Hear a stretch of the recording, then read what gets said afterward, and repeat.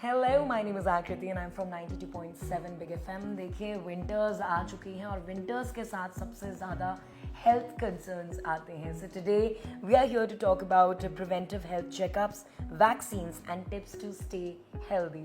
और इस बारे में बात करने के लिए मेरे साथ हैं doctor Pankaj Soni, principal director internal medicine from Fortis Okhla. Thank you so much sir for giving me your time.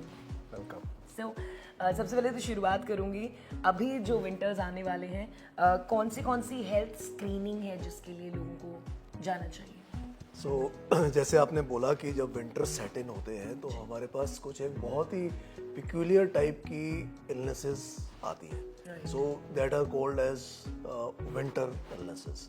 So the commonest जो विंटर इलनेस होती हैं वो होती हैं रेस्पिरेटरी इलनेसेस, एलर्जिक डिसऑर्डर्स, और जो हमारे जितनी भी मेटाबॉलिक डिसऑर्डर्स हैं जैसे कि डायबिटीज़, थायराइड, कोलेस्ट्रॉल इश्यूज, ये सब इंक्रीज हो जाती हैं because of the cold weather.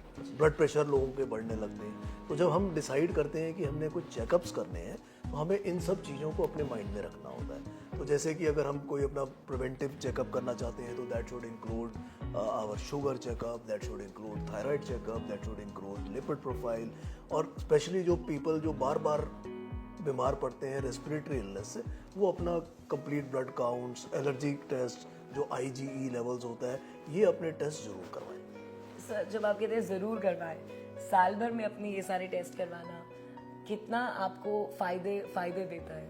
Why it is so important that every year or every 6 months you should have a screening? I think present day scenario में अगर हम देखें तो ज़्यादातर बीमारियां जो हैं वो सब लाइफस्टाइल डिजीज से रिलेटेड है, Absolutely. है ना। भी हम सब एक ऐसे एनवायरनमेंट में रह रहे हैं जहाँ पे air, water, food, everything is impure. सबके अंदर इम्प्योरिटीज मिल रही हैं, वो प्योर चीज़ है ही नहीं। तो हम अपने एनवायरनमेंट में बुरी तरह से घिरे हुए हैं। स्ट्रेस वर्क प्लेस पे है, स्ट्रेस लाइफ में घर पे है लोगों पे। तो बेसिकली सारी डिजीजेज लाइफस्टाइल रिलेटेड है। अगर हम अपने आप प्रिवेंटिव चेकअप नहीं करेंगे तो हम कैसे डिसाइड करेंगे कि हमारे लिपिड प्रोफाइल्स क्या चल रहे हैं, हमारी शुगर्स क्या चल रही हैं, हमारा किडनी, लिवर क्या ठीक काम कर रहा है कि नहीं कर रहा, हमारे को एनीमिया तो नहीं हो रहा, हमें विटामिन डेफिशिएंसीज तो नहीं हो रही। अब आज की डेट में अगर आप देखें तो जितने भी पेशेंट OPD में आते हैं सब कंप्लेन करते हैं टायर्डनेस, फटीग, एग्जॉशन। आप उनके टेस्ट करा के देखिए, everybody is deficient in vitamin B12, D3। कुछ और टेस्ट होते हैं हम रूटीनली नहीं कराते, विटामिन E, L कार्निटिन, ये सारे डेफिशिएंसीज होती हैं। सब पीपल की कंप्लेंट होती है tiredness, fatigue, exhaustion at the end of the day.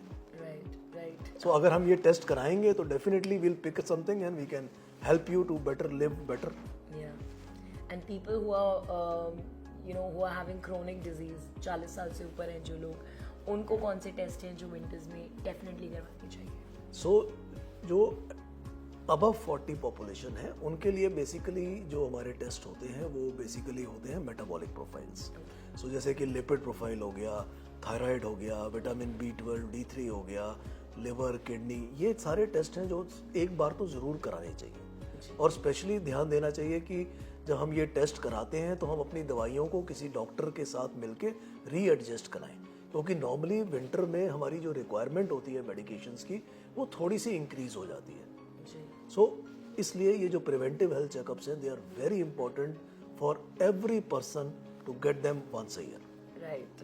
And talking about vaccine, लोगों को लगता है सिर्फ बच्चों को ही वैक्सीन की ज़रूरत होती है, तो क्या एडल्ट्स को भी ज़रूरत होती है और कौन सी? सो अनफॉर्चुनेटली इंडिया में कभी भी एडल्ट इम्यूनाइजेशन प्रोग्राम एक स्ट्रक्चर्ड वे में लॉन्च नहीं हुआ। जी।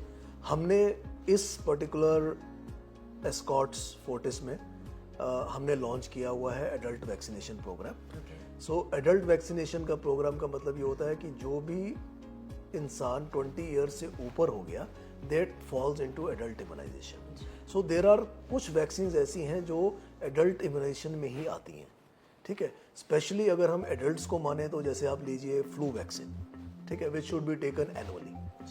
अब हम लोग सब बाहर खाते हैं, पीते हैं, पार्टीज अटेंड करते हैं, तो typhoid is again another problem. So typhoid vaccine भी हम ले सकते हैं जो कि 3 साल में एक बार ली जा सकती है। 85% प्रोटेक्शन रेट है, ठीक है। स्पेशली जिन लोगों को कफ एंड कोल्ड रिकरेंट होता है तो उसमें निमोनिया वैक्सीन है, So pneumonia vaccine can be taken even in age from 20 to 50. It's not necessary कि 50 के बाद होना चाहिए. So pneumococcal vaccine आपका प्रिवेंट कर सकता है. तो ये 2-3 वैक्सीन हैं जो बहुत ही इंपॉर्टेंट है even for anybody above the age of 20. सो अगर हम उसमें एडल्ट इम्यूनाइजेशन में फॉल करें तो ये वाले वैक्सीन तो बहुत ही ज़रूरी हैं और सबको लेने चाहिए. कुछ और पीपल हैं जिनको एडल्ट बचपन में हेपेटाइटिस ए हेपेटाइटिस बी नहीं लगा है ना, या आज की डेट में जो जोस्टर वैक्सीन आया है for prevention of herpes zoster. So these are all very important vaccines. तो सर रेगुलर चेकअप्स और सही वैक्सीन से जितने भी विंटर रिलेटेड इलनेस होती हैं या पोल्यूशन भी एक कारण हो गया, क्या इन चीज़ों से बचा जा सकता है? डेफिनेटली ये जितनी भी वैक्सीन्स हैं या जो हमारे प्रिवेंटिव हेल्थ चेकअप है, एम सबका यही है कि क्या हम अच्छी तरह से अच्छी सेहत में रह सकते हैं कि नहीं. राइट. अब आपका जो क्वेश्चन थर्ड वाला था ना, वो पोल्यूशन वाला, वो it is very difficult to tackle. Right. Because pollution क्या है, आप घर में अपना एयर प्यूरीफायर लगा सकते हैं, दरवाजे बंद रख सकते हैं, वर्क प्लेस पे हम एयर प्यूरीफायर्स लगा सकते हैं, पर अल्टीमेटली तो हमें हवा तो यही लेनी है ना. है ना. सो दी effort on air pollution has to sometimes come from back, the higher ups, the government authority, but we also have some role to play. है ना. So we have to be very cautious as far as pollution is concerned. इसीलिए हम कहते हैं कि आज की date में जब बहुत ज़्यादा स्मॉग हो तो आप मॉर्निंग वॉक्स पे मत जाइए, इंडोर ही वॉक कर लीजिए to prevent the pollution related stress and illnesses. मैं उसी सवाल पे आ रही थी कि क्या लाइफस्टाइल चेंजेस इंसान को लाने चाहिए स्पेशली ड्यूरिंग विंटर्स. वैक्सीन तो हो गया, स्क्रीनिंग भी हो गया, लेकिन लाइफस्टाइल चेंजेस क्या होने चाहिए? सो नॉर्मली हम विंटर्स में कहते हैं लोगों को कि एक तो be very particular about your blood pressure checks, sugar checks. If it is a cold weather, आप प्लीज़ जब तक सनराइज ना हो जाए do not go for a walk, because most of the heart issues generally सुबह सुबह winter times में आते हैं when you are exposed to the cold air. So normally होता है कि आप वॉक पे जाना चाहते हैं 6 बजे की बजाय 8 बजे जाइए, सनराइज हो जाता है तब कर लीजिए. ठीक है. सेकेंड इज अगर हमारा पोल्यूशन चल रहा है then please do not walk in the open. I have seen lot of many people who do not go to the walk, they go to the mall है ना, and walk 5,000 steps, 7,000 steps. That it is just a form of exercise, right? You have to exercise, you have to walk particular steps. So whether it is indoor or outdoors during pollution, it doesn't matter. It's better to do it indoors. Right. तो modern ways आ गए हैं, आप उनका इस्तेमाल कर सकते हैं. Sir क्या कुछ कॉमन मिथ्स हैं जो वैक्सीन या चेकअप्स के बारे में आप अक्सर सुनते होंगे? So देखो मिथ्स तो सारी स्टार्ट हुई कोविड वैक्सीन के बाद. Absolutely, बहुत right. Yeah. Till COVID vaccine नहीं था, there was no myth about any vaccination because we thought everything as 100% preventive role. ठीक है. कोविड वैक्सीन डेफिनेटली थोड़ी सी कम समय में वैक्सीन को बनाया गया. It is still effective. I would say in my experience we treated many people in COVID, but COVID vaccine was preventive to many people and many people survived because they were vaccinated. सो लोगों के मन में अभी भी लोगों को लगता है कि ऐसा तो नहीं कि भाई कोई वैक्सीन हमें दी गई है, हमारा इम्यून स्टेटस ऑल्टर हो जाएगा, है ना, या हमें कोई ऐसी डिजीज़ हो जाएगी, कोई जैसे लोग कहते हैं रेबीज़ वैक्सीन में कोई न्यूरोपैथी हो जाएगी, ये हो जाए. तो ऐसा है नहीं. These are all myths. Side effects 1 in 1 lakh होते हैं, वो किसी भी दवाई से हो सकते हैं, बी कॉम्प्लेक्स से भी हो सकते हैं. तो why worry about vaccine? They are 100% preventable. One should do it. Thank you sir. Sir जो एडल्ट्स अपने रूटीन में काफ़ी बिजी रहते हैं, वो कैसे फिट रहे without stress, because stress is a part of our lifestyle now. I think हमारे पास जैसे I run a lifestyle clinic also. The most important part of stress is to identify कि स्ट्रेस आ कहाँ से रहा है ना. So is the stress at home और stress at work, and there is no denying the fact कि आप खुद ही अपने स्ट्रेस को कम कर सकते हो, कोई आपकी हेल्प नहीं कर सकता. Right. So identify the stress, try to minimize the events और interactions जो आपको stress देते हैं, है ना, and then try to live a life which is very simple. Right. So am I right that most of our health problems are because of stress? I would say presently अगर हम जितनी भी lifestyle diseases को लें तो उसमें हमारा lifestyle के अंदर included रहता है stress भी.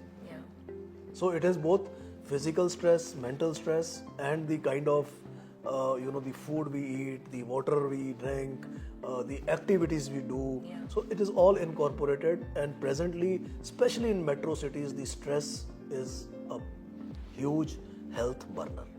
Right and am I right when I say अगर आप अपनी डाइट और एक्सरसाइज ये सब चीज़ें ठीक रखें तो स्ट्रेस को मैनेज किया जा सकता है डेफिनेटली अगर आप कोई भी डी स्ट्रेस प्रोग्राम देखें तो उसमें सबसे पहले क्या आता है, योगा करिए, Yeah. मेडिटेशन करिए, Right. आजकल एक माइंडफुलनेस भी आई हुई है चीज़, है ना. So these are the things which are there, and if you are physically active, जब हम फिजिकली एक्टिव होते हैं तो हमारे जो कोर्टिसोल लेवल है वो कम हो जाता है, हमारे जो इंसुलिन रेजिस्टेंस है वो कम हो जाती है. So all these factors, the biochemical parameters improve, Yeah. And once they improve the anxieties are less. Right. So keep your lifestyle nice and get vaccinated. अपनी स्क्रीनिंग कराना बहुत ज़रूरी है. विंटर्स में अपने और अपने परिवार का दोनों का ख्याल रखिए. Thank you so much doctor Pankaj. Thank you. 92.7 Big FM.